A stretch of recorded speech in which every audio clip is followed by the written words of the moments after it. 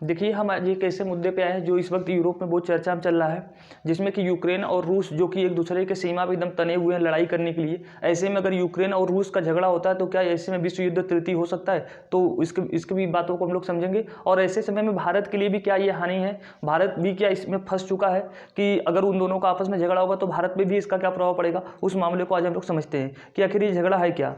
देखिए, ये है इधर का ये मामला। ये जो पूरा मैंने विश्व का मैप बनाया है, ठीक से तो नहीं बनाया लेकिन फिर भी समझने के लिए बातें बहुत काफ़ी है। तो देखिए, इधर ये रूस है जो विश्व का सबसे बड़ा देश है, रूस। और इधर एक देश है जिसका नाम है यूक्रेन।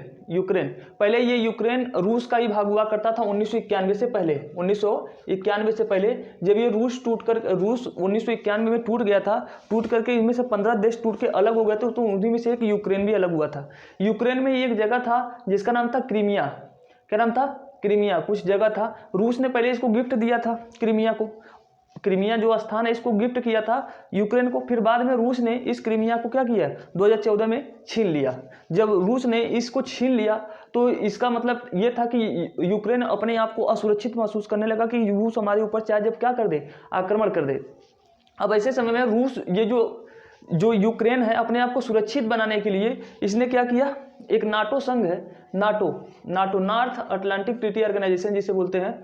ये जो अटलांटिक है, ये इस ट्रीटी, इसके कुल टोटल 30 देश हैं। यूरोप के वो 30 देश हैं जिनका मुखिया जो कौन है, अमेरिका है। उनका मुखिया कौन है, अमेरिका है।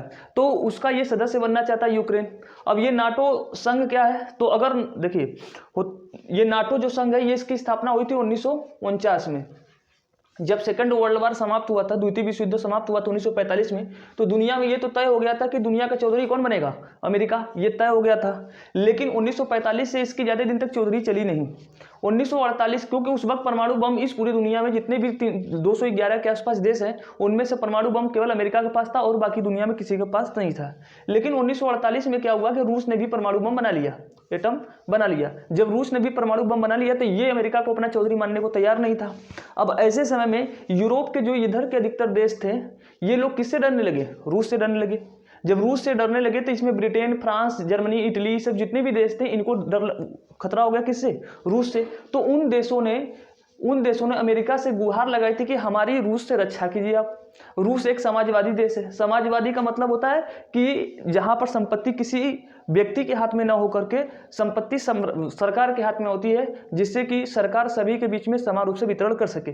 जबकि इधर के यूरोप के और अमेरिका के जो देश हैं ये सब पूंजीवादी अर्थव्यवस्था वाले हैं। पूंजीवादी अर्थव्यवस्था का मतलब है कि ऐसे देश जहां पर संपत्ति को निजी व्यक्ति के हाथों में रखा जा सकता है, मतलब देश का कोई भी व्यक्ति, नागरिक जो अधिक पैसा कमाकर अधिक से अधिक संपत्ति को क्या कर सकता है, अर्जित कर सकता है। तो इधर के ये देश पूंजीवादी अर्थव्यवस्था है, जबकि रूस किसका है, समाजवादी। ये अपनी अर्थव्यवस्था को सब जगह फैलाना चाहता है और ये अमेरिका, ये सब ब्रिटेन, ये सब अपनी पूंजीवादी अर्थव्यवस्था को सब जगह फैलाना चाहते थे। तो इन लोगों को कहीं डर था कहीं नहीं ये समाजवादी अर्थव्यवस्था इनके ऊपर आक्रमण कर दे, ये डर था। तो इन लोगों ने अमेरिका से अपनी सुरक्षा के लिए कहा था कि आप हमारी सुरक्षा करेंगे। तो अमेरिका ने एक संगठन बनाया था नाटो 1949 में, उसी का नाम था नॉर्थ अटलांटिक ट्रीटी ऑर्गेनाइजेशन। इसके कुल टोटल कितने हैं, 30 सदस्य हैं।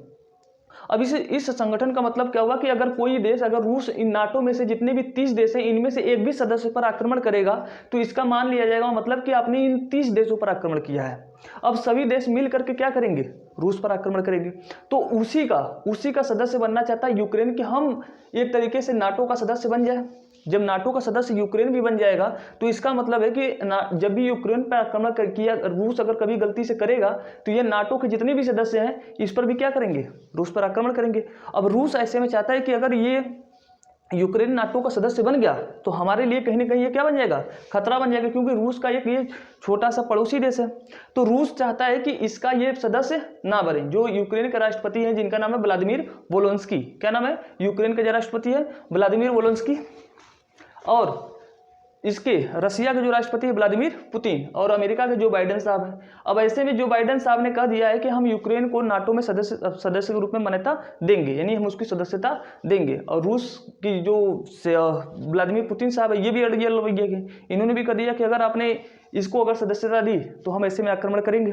तो मामला इसीलिए गंभीर हो चुका है। अमेरिका का तो आदत है कि सब जगह पे कूद के झगड़े करने और कराने का, तो इसका आदत है, क्योंकि इस वक्त ये सुपर पावर है। इस वक्त पृथ्वी पर अगर सबसे मजबूत देश कोई है तो वो कौन है, सुपर पावर है। और रसिया सेकंड सुपर पावर देश है। ये दोनों सुपर पावर देश अगर लड़ेंगे तो क्या ऐसे में पृथ्वी पर तृतीय विश्व युद्ध हो जाएगा? तो इसके बारे में हम लोग भी संभावना दर्शा रहे हैं। अब ऐसे समय में ये है मामला है कि भारत को इसमें कहाँ से हानि होगी। देखिए, भारत के लिए ये है कि इंडिया अपना यहाँ पर स्थित है और इस वक्त रूस और चीन का बड़े अच्छे से संबंध है। और भारत चूंकि सुपर, अगर मान लो कि अगर युद्ध हो जाता है, यूक्रेन हो जाता है, लड़ाई हो जाती है रूस और यूक्रेन का, तो अमेरिका भी लड़ाई में कूदेगा। अमेरिका जब भी लड़ाई में कूदेगा तो इसका मतलब भारत के लिए किधर से रहना होगा, क्योंकि रूस भारत का एकमात्र ऐसा मित्र है जिस पर भारत आंख मूंद के भी विश्वास करता है। सबसे बड़ा पक्का मित्र रहा है रूस भारत का। और अमेरिका जो कि सुपर पावर है, इसके खिलाफ भी नहीं होना चाहेगा। ऐसे समय में भारत क्या करे? तो अगर मान लो कि भारत ने अगर रूस का साथ दिया तो इसका मतलब अमेरिका से दुश्मनी झेलनी पड़ेगी। अगर अमेरिका का साथ दिया तो इसका मतलब रूस से दुश्मनी झेलनी पड़ेगी।